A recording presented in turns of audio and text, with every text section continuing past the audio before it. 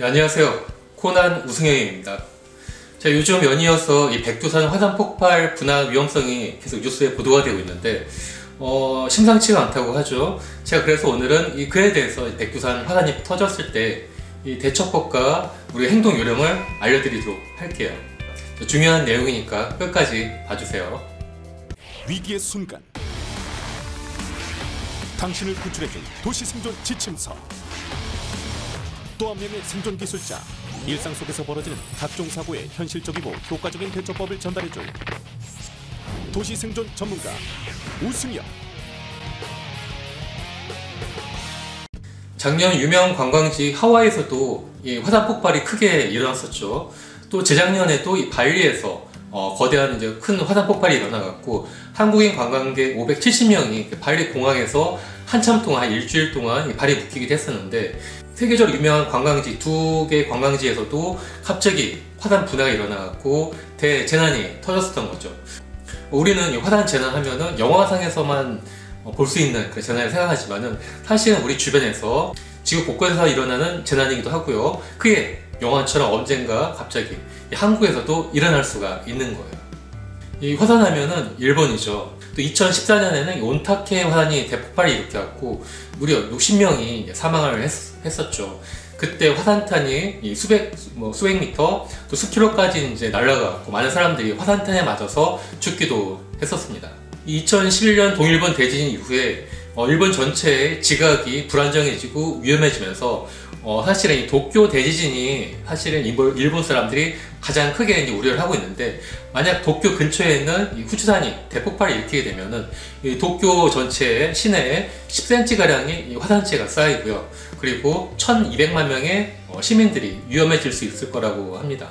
이 화산이 폭발하면 또 어떤 피해가 나고 어떤 현상이 나는지, 또 한국에 화산하면은 우리가 보통 백두산을 생각하고 있는데, 이 백두산이 과연 터질지, 또 터진다고 하면은 어떤 피해가 날지 한번 제가 알려드리도록 할게요. 이 화산이 폭발하면은 이 용암과 화산탄, 또 가스, 화산재, 쇠설유 같은 것들이 이제 갑자기 순식간에 분출이 되게 되는데, 하와이에서는 용암이 엄청나게 분출을 해갖고 마을을 완전히 쓸어버리고 불바다를 만들기도 했었죠. 이 무엇보다 제일 우리가 무서워해야 되는 게 바로 화산 분화가 일어나게 되는 화산재입니다. 이 같은 경우 엄청난 양이 또 몇 달 혹은 며칠 동안 퍼져나올 수 있는데, 그 근처에는 수백 킬로까지도 이 비행기가 접근을 못하고 다 피해가야 해요. 특히 이런 화산재 같은 경우는 그 자체로 끝나는 게 아니라 지구 상공에 이제 퍼지게 되면은 햇빛을 이제 차단을 하고 또 반사를 시켜갖고 지구 전체가 급속한 냉각기, 일명 소빙하기라고 되는데, 그 소빙하기가 찾아올 수가 있습니다. 일례로 1815년 19세기예요. 19세기 얼마 안 됐죠. 그때 인도네시아에서 탐보라 화산 대폭발이 있었는데, 이때 엄청난 대폭발이 있어갖고 2년 동안 전 세계가 갑자기 기온이 급강하고, 미국이나 유럽 같은 경우는 한여름에도 이 눈이 오고 얼음이 오는 대기상이변이 있었다고 합니다. 그러니까 사람들이 먹을 게 없으니까 유럽 사람들이 그때 막 굶주리다가 도저히 못 살겠다, 미국으로 이민을 떠나자, 거기는 아마 먹을 게 있을 거 하면서 미국으로 많이 이민을 가게 된 직접적인 계기 중에 하나가 이 탐보라 화산 대폭발이기도 합니다. 1815년. 그때 전 세계적인 대기근이 들어갔고 많은 전 세계 사람들이 굶어 죽었었는데요. 이 조선도 그때 예외가 아니었기 때문에 그때 기록을 보면은 많은 밀량과 배고픔, 그런 기근 기록들이 엄청나게 이제 많죠. 자, 또 질문. 이 백두산이 활화산이라고 하는데 과연 이 분화 징조가 있는지, 또 터져도 한국까지 그 피해가 미칠 수가 있는지 그걸 알려드리도록 할게요. 이 백두산은 우리가 휴가산이라고 생각하지만 사실은 활화산입니다. 활화산. 사실 제주도의 한라산과 또 울릉도에 있는 화산도 우리가 그동안 역사책에서는 휴화산이라고 배웠는데, 최근 연구 결과에 의하면 이것도 다 활화산이라고 합니다. 특히 독도 같은 경우도 1000년 전에 1015년경에도 분화 기록이 있다고 합니다. 특히 백두산 같은 경우는 1000년 동안 30회 정도의 크고 작은 분화 기록이 있는데, 특히 한 400년 전, 한 17세기 정도에 많은 이 분화 기록이 그때 몰려 있어요. 한 400년 주기 정도 이 백두산 분화가 400~500년 정도의 백두산이 분화가 된다, 이런 주장한 학자도 있는 거죠.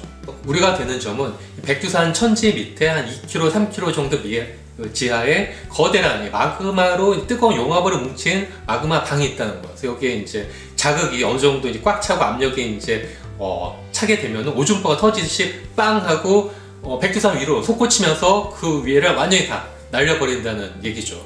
그래서 징조에 좀 뭐가 있느냐? 인공위성 조사를 해보면은 아주 이제 미리미리 센티미터 단위도 지표면 위치를 측정할 수가 있는데, 백두산 같은 경우는 계속 지표면이 부풀어 오르고요. 또 근처에 뭐 가스가 분출이 되고, 또 천지에 있는 물이나 혹은 이제 지하수가 점점 뜨거워지고 있다는 그런 보고가 있다고 합니다. 특히 뱀들이 갑자기 떼거지로 지상을 올라왔다는 그런 목격자도 있고요. 그래서 2002년에서 2005년 사이에 이제 백두산에서 한 3,000회 정도의 작은 지진이 있었다고 하는데, 이게 대분화를 알리는 전조가 아닌지 이렇게 말하는 사람들도 있습니다. 학자들이.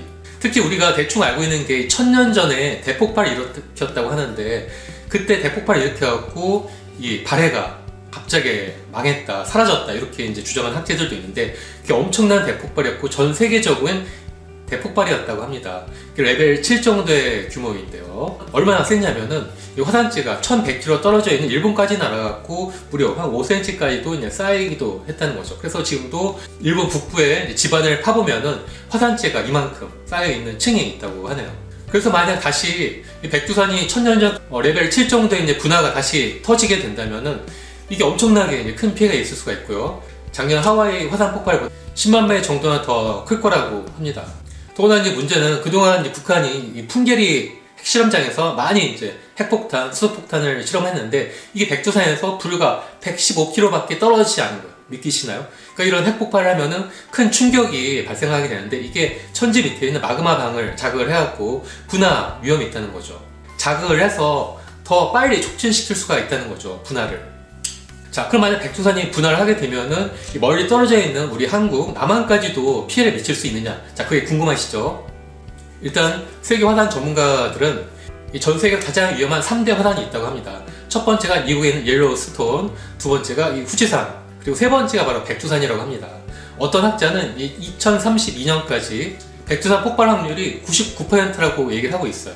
그게 사실이라고 한다면은 정말 엄청난 재난이 아닐 수가 없는데, 때문에 빨리 남북이 혹은 중국과 같이 거기서 공동 조사를 해갖고 빨리 그 사전에 분화 조짐을 알아내야지만이 사전 피해를 줄일 수 있고 대피할 시간을 벌 수가 있는 거죠. 이게 아주 중요한 사항입니다.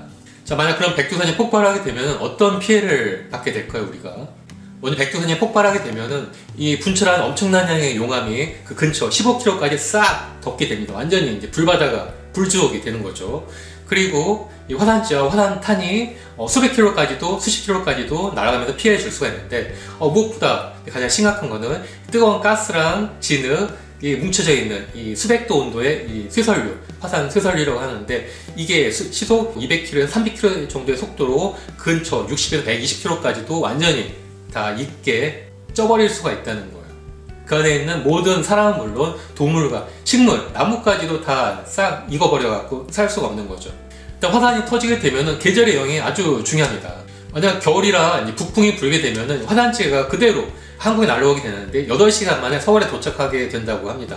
일단 제가 이 5mm만 쌓이게 돼도 차 흡기 필터를 막아갖고 차 운행이 이제 거의 정지가 되고요. 때문에 이 수송망이 그때부터 이제 붕괴가 되는 거죠. 그리고 1cm만 쌓이게 돼도 이 전기선에 이 누전을 일으켜 합선이 되기 때문에 전력망이 다운이 된다고 합니다.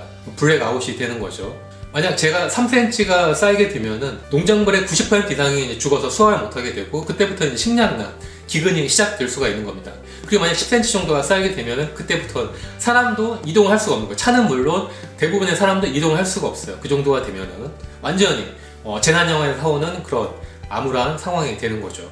이 문제는 이 1000년 전과 같은 레벨 7의 백두산 대폭발이 일으키게 되면은 한국에 한 10cm 정도의 재가 쌓일 수가 있는데, 연구기관에 의하면은 8시간 이후에 서울부터 차례차례 쌓이게 되고, 특히 강원도와 경북에 엄청나게 한 10cm까지도 쌓일 수 있을 거라고 합니다. 그 정도가 되면은 농작물 피해만 한 4주 정도, 그 외 직간접적인 피해만 12주 정도가 될 거라고 하는데, 이거 아주 이제 보수적인 수치고요. 완전히 끝난 거라고 이제 봐야 하는 거죠. 또 우리나라에서는 일주일 동안 운행이 되는 항공기 편수가 한 5,700편 정도가 되는데, 화산이 폭발해갖고 화산재가 한반도로 내려오게 되면은 대부분, 제주도를 빼고 대부분 77%라고 하는데, 대부분의 비행기가 운행을 못해요. 공항이 완전히 이제 마비가 되는 거고, 제주 공항만 일부분 이제 제한적으로 운행이 될 수밖에 없는 거죠. 그 정도에 뭐 대혼란이 되고, 만약 그 화산재를 피해서 이제 해외로 탈출하려고 한다 하더라도 비행기가 뜨지 않기 때문에 거의 이제 불가능하다고 봐야 하는 거죠. 그래서 만약에 백두산이 분화 조짐이 되면은 우리는 어떻게 해야 되냐?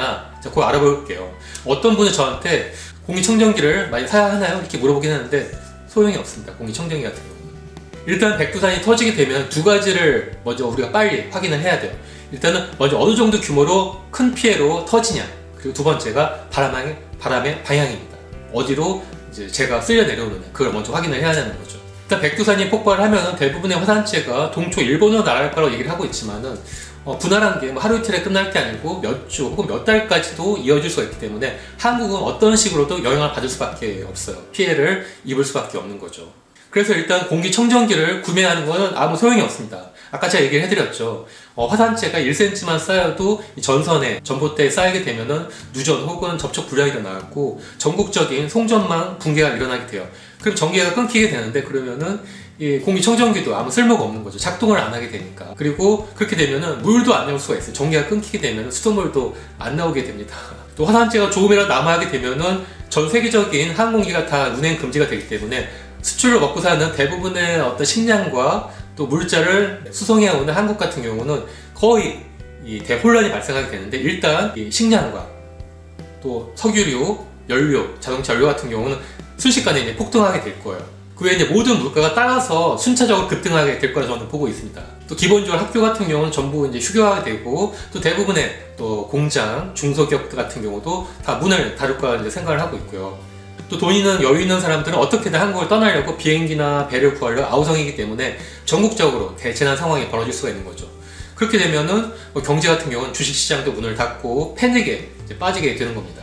그때 우리가 할 수 있는 것들은 이 분화가 최대한 빨리 끝나기를 기다리고 그 몇 달 동안 혹은 반년 혹은 1년까지도 이 집에서 가족과 버티는 그 수밖에 없는데, 이때 필요한 게 식량과 물, 또 생활 필수품 같은 것들을 우리 가족이 충분히 쓸 수 있도록 반년 혹은 1년치까지도 준비를 하고요.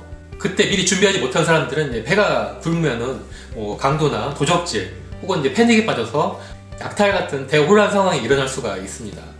자, 그럴 때 사실 우리가 살고 있는 아파트 같은 경우도 물과 먹을 게 있으면 사실 상당한 안전지대를 할 수가 있어요. 맨 밑에 문만 막으면은 그 위쪽으로는 사실 안전한 건데, 자, 그럴 때 우리가 이제 필요한 것들이 생존 전략이죠. 바로 그게 제가 전에 이제 쓴 이런 이제 책 같은 것들이죠. 재난시대 생존법. 여기에 잘 나와 있는데, 이 백두산 분화에 따른 이제 대혼란 상황과 어떻게 대처하는 것들은 제가 다음 영상에서 이제 더 차근차근 알려드리도록 하겠습니다. 자, 다음 기대해 주세요. 오늘 영상 재밌게 보셨나요? 재밌고 또 좋은 정보다 생각하시면 꼭 좋아요와 구독 버튼 눌러주세요.